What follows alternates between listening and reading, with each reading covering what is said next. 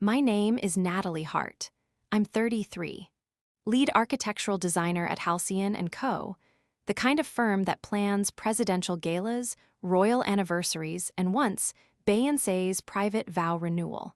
And yet, the most unforgettable project I ever designed was the one I never finished, my own wedding. It was supposed to be held on a crisp September evening, tucked between golden vineyards in Sonoma, the kind of evening where string lights hum above linen-covered tables and laughter spills across cobblestone patios like good wine.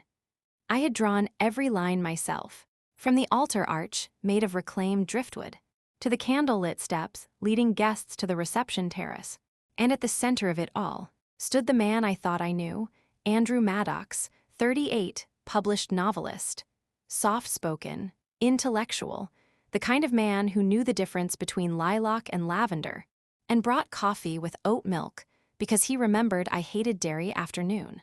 We met 5 years ago at a design expo in Montreal. He was promoting a book on the psychology of space. I was presenting a pavilion that reimagined grief into form. We collided over a shared interest in silence. And somehow, I mistook stillness for safety. We were engaged a year later. I thought I was building something lasting.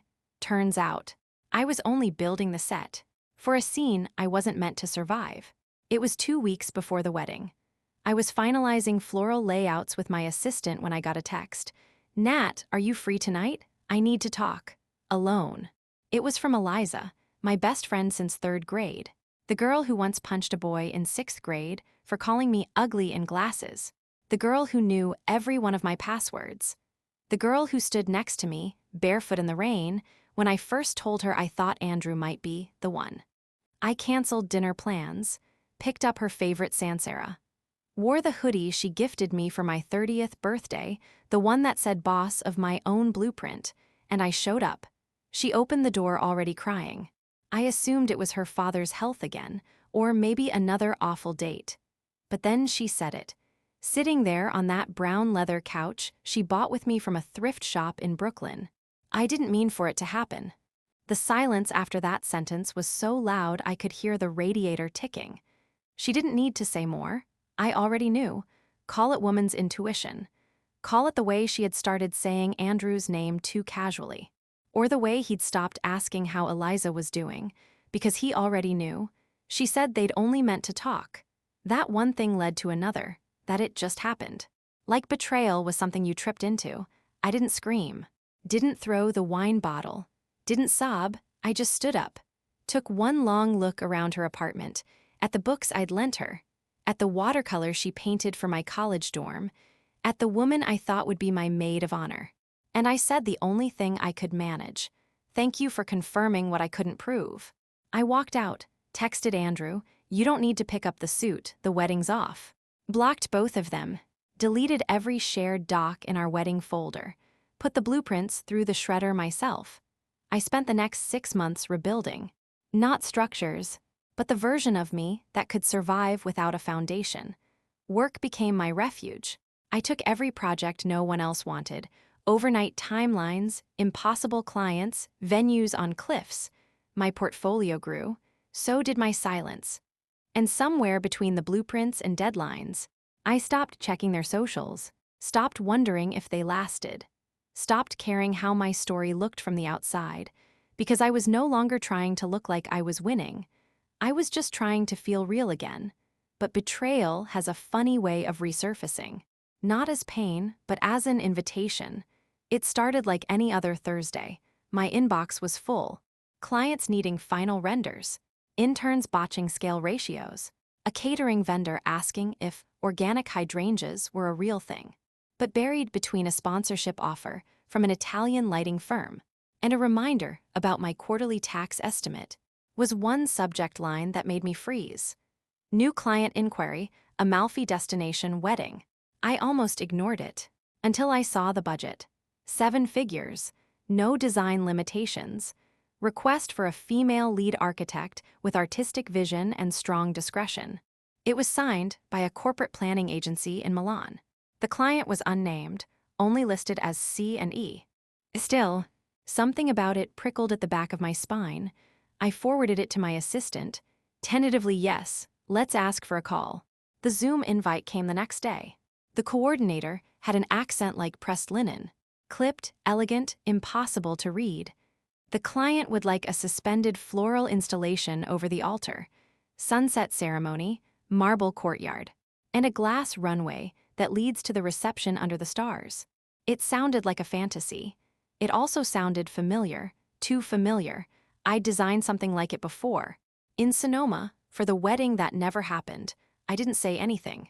Just smiled, nodded, took notes, and asked for the couple's names for planning logistics, of course.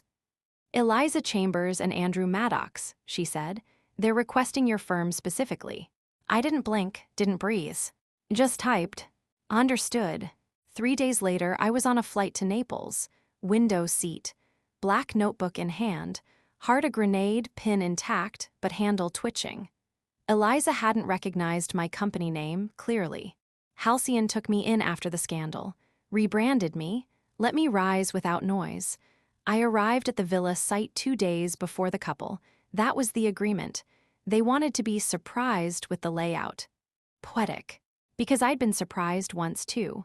The villa stood on a cliff, sunlight stretching across its terracotta roof like honey. The view, endless sea, but I didn't come here for the view. I came to build something. For them, and not for their joy. For mine, this wasn't revenge. I didn't need to ruin anything. I just needed to design it better than they deserved. The build began immediately. I worked 12-hour days with local crews, carved lighting layouts into limestone sketches, handpicked the chandelier for the dinner terrace. Each choice surgical, elegant, controlled. On the morning the couple arrived, I was already gone, but I left a note on the table for the planning coordinator. I'll return for the rehearsal dinner walkthrough. Please do not inform the couple of my identity. I'd prefer to let the design speak first. Back in town, I checked into a quiet inn with sea blue shutters and no Wi-Fi password. Ordered espresso. Watched the sun dip behind orange clay rooftops. And when the clock hit 6:47 p.m., the exact hour I had been scheduled to walk down an aisle 3 years ago, I lit a single match. Not for them, for her. The version of me who still wore betrayal like a bruise. Tonight, I let her go. The rehearsal dinner was in 48 hours. I'd return then, uninvited, unannounced, and unmistakably transformed. The rehearsal dinner began at 7 sharp. A private garden off the villa terrace, flanked by citrus trees, fairy lights, and curated jazz. Guests arrived dressed like Italian Vogue had curated the guest list. Linen suits, soft pastels, over-accessorized quiet luxury. At 7:08, I walked in, not alone. Beside me was Luca D'Amato, 36, film director, native of Positano. And, for the last 14 months, my husband. He wore a charcoal gray suit with no tie. Confidence tailored into every step. Not loud, not flashy, but absolutely undeniable. We didn't make an entrance. We simply existed. Exactly where we belonged. I could feel the shift the moment our shoes touched gravel. Heads turned. Forks paused midair. And from the far corner of the garden, Eliza looked up. She recognized me first. Her smile, mid-conversation, froze, lips still parted, eyes wide, like she'd seen a ghost. Or the woman she tried to erase. Andrew turned slower. His reaction was harder to read. Not shock, not guilt, but something softer, fatigue. Nostalgia, regret. I didn't look away, didn't blink, just nodded politely, and kept walking. The wedding planner, red-faced, rushed over. "Miss Hart, I thought you said." I cut her off with a small smile. "This is the walkthrough, isn't it? I always review my work before it goes live." I handed her a revised layout sketch. Tucked behind it was a guest list. My name wasn't on it. I didn't need it to be. I was already etched into every arch, every line of light. Every corner they thought they had control over. Luca and I made our way to the central tasting table.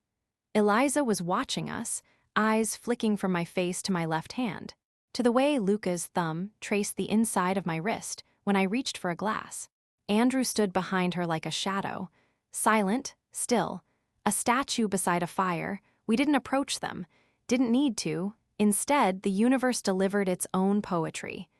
The jazz band, oblivious, shifted into a familiar tune. One Andrew once called our song Night Wind. A saxophone whisper, a memory dressed in silk. Luca leaned in. You okay? His voice always held space for truth. I smiled. Better than okay. Eliza made her move first.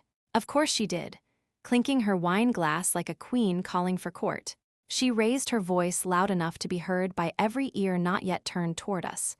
Everyone, I just want to say thank you for being here, for witnessing our joy.